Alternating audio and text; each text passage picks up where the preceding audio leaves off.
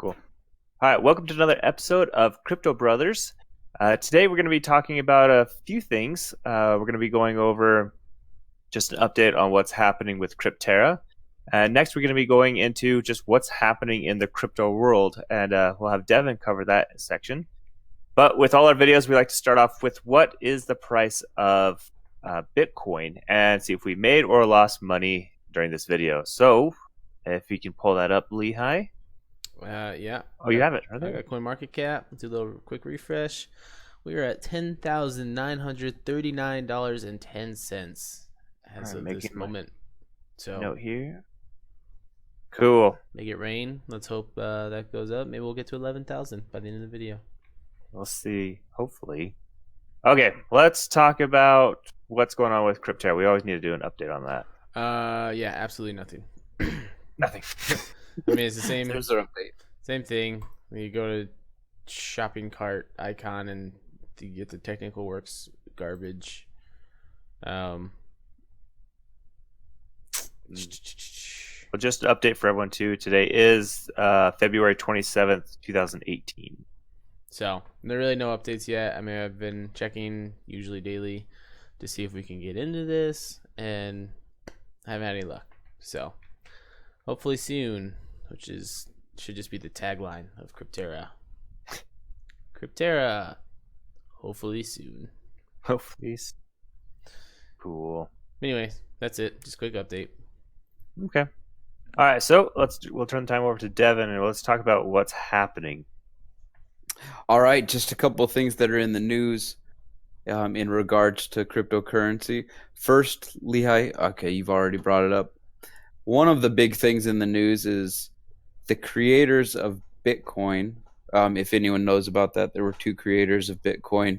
One of them passed away in 2013, and the second creator, he actually acquired all of the other creators' assets, which at the time were not worth very much. But today, I believe it is worth about $40 billion. Anyways, what is happening right now is the not just the family, but the estate of the creator that had passed away is suing the other creator for the losses or what they believe was illegally taken from the deceased. Anyways, the reason we want to bring this up is we just not really sure if this is a good thing or a bad thing, or if it really doesn't make any difference at all for Bitcoin or just the cryptocurrency world. What are your thoughts, Aust? Well, my initial thought is with Bitcoin, finding out who the person was or people who created it has always been an unknown. And at the top of the article, it says Craig Wright, the Australian who has previously claimed to be Bitcoin creator. So he's claimed, we don't know if it really is him or not. Yeah. So I don't know how we can even prove that it was him. But if it was him and his partner who created it, then that has some impact.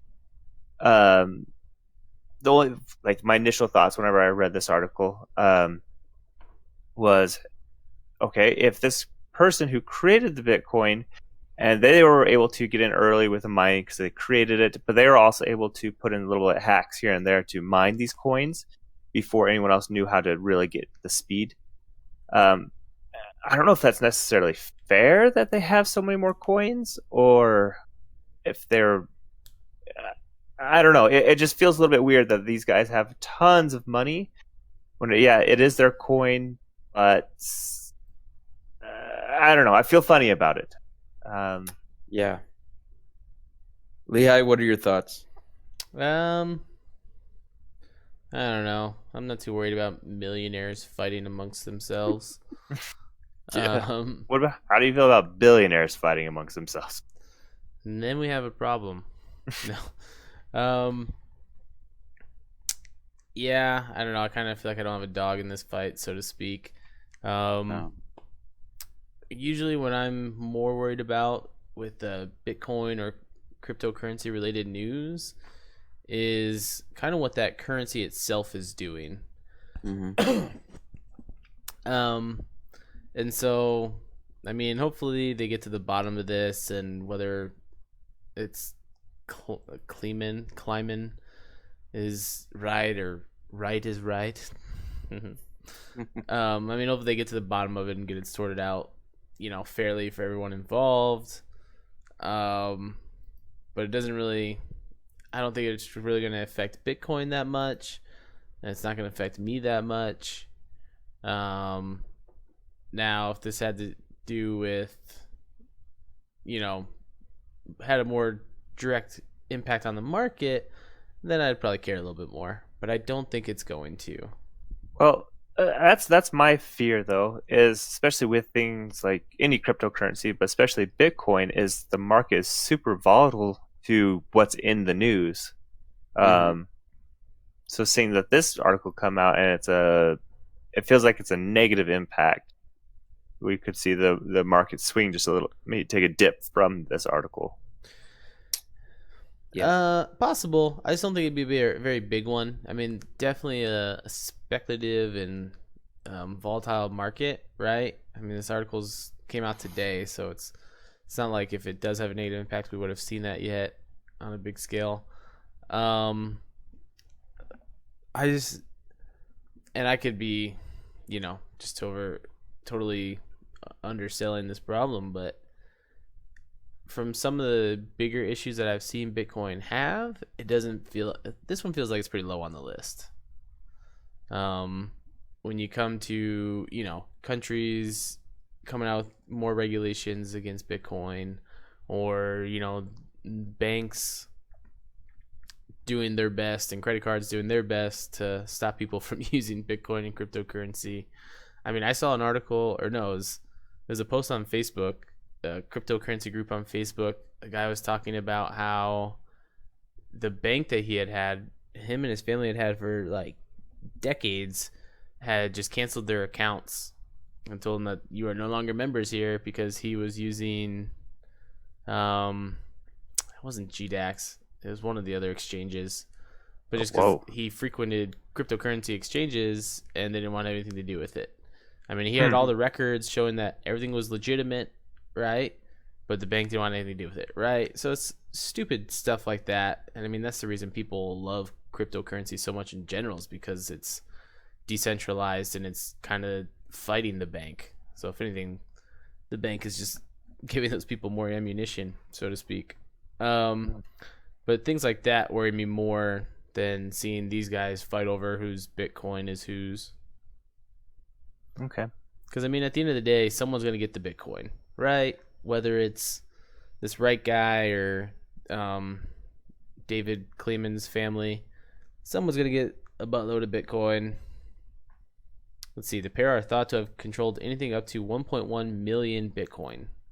That's not $1 million in Bitcoin. That's million Bitcoin. That's insane, right? Someone's gonna get a ton of Bitcoin, and it's not gonna be me. So I'm It's not not. gonna be me. Well, probably not gonna be me. I'm still considering my options, but so far, it's not gonna be me. Cool. Okay.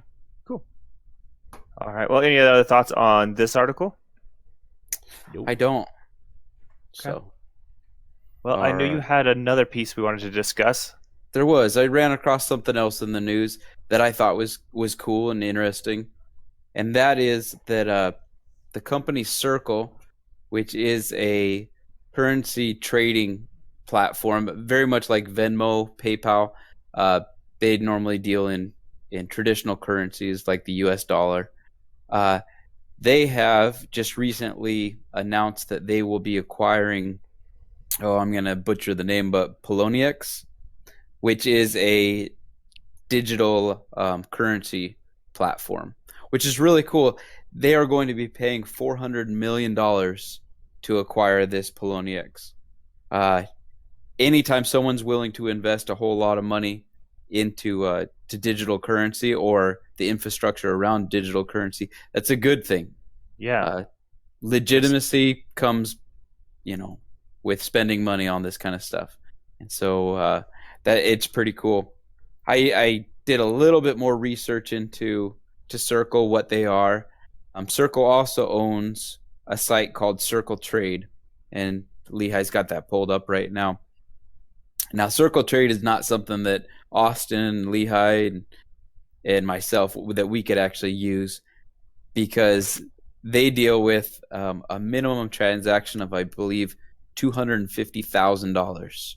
That's Yeah. 250,000 US dollars. Whew, that's a little rich for my blood. Yeah, and oh, I don't have it pulled up right now, but I believe they said in 1 week they deal in the billions of dollars worth. Yeah. Right here, 2 billion. over 2 billion per month Okay, per in month. crypto. So that's pretty amazing. Anyway, so I believe that the reason that they wanted to acquire the Poloniex, this other digital trading platform, which is very similar to GDAX and to Binance, is because they wanted to offer the trading, the free trading platform to people like us that would be dealing with, $5 up to maybe $10,000 in a cryptocurrency. Anyways, I just thought that was a pretty cool thing. Well, I agree, especially with what you said right at the beginning. With any time that a company's willing to spend a lot of money on another system, that's giving legitimacy to that. Especially with cryptocurrency, is the cryptocurrency is only as valuable as people are willing to pay for it. Mm-hmm. And by putting in 400 million towards a system, I say they see promise in it. So that's good. That is really encouraging. Well, not only that, but it's in a system that they already own, right? They already have a part of. They have Circle Trade, where they're already doing over 2 billion per month in crypto for super mega rich people. But they're doing another 400 million in investment into this. So I'm interested to see what they bring, what they feel that they can bring to an exchange like this, that is worth that investment. Yeah, absolutely. And these are intelligent people. These aren't, just some people like us that kind of just hang out in our basements on our computers and play around. These are. I'm the only one that's in my basement. Joke's I on you. resent that statement. I don't even have a basement, so we wish we had basements, though. Oh, okay. I do. Kind of Anyways, but these are people that are heavily invested in the financial world. I believe that some of them work for Goldman Sachs and other large firms like that. So that's good when you get people like that. That are not just going to be throwing around $400 million willy nilly. They're going to be investing in something that they believe will be growing for the years to come.